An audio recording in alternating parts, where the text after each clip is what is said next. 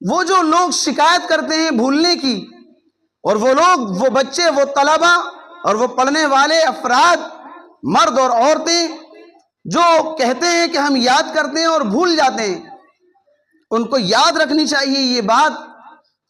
کہ امام شافعی رحمۃ اللہ علیہ جو چاروں ائمہ میں سے ایک بڑے امام ہیں، انہوں نے اپنے استاد سے یہی شکایت رکھی اور کہا کہ استاد مکرم و محترم، میں جو یاد کرتا ہوں وہ بھول جاتا ہوں،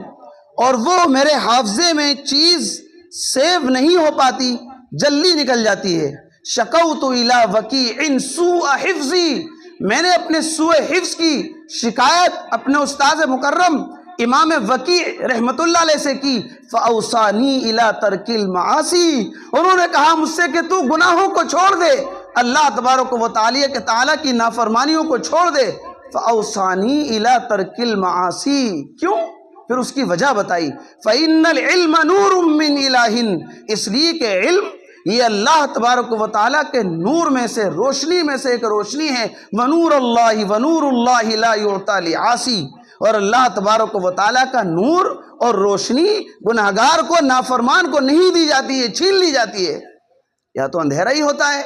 یا اجالا ہوتا ہے، اگر اندھیرا آ جاتا ہے تو اجالا ختم ہو جاتا ہے، اور اجالا ہوتا ہے تو اندھیرا کافور ہو جاتا ہے۔ تو یہ بڑی اہم چیز ہے۔ تو بہرحال اللہ تبارک و تعالیٰ نے اس بچے کے لیے، ان حافظ صاحب کے لیے اس بات کی ضمانت دے دی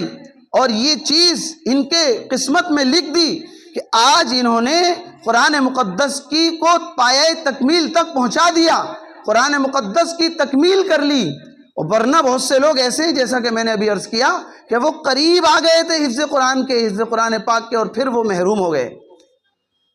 اس لیے اس پر جتنا شکریہ ادا کیا جائے اتنا کم ہے۔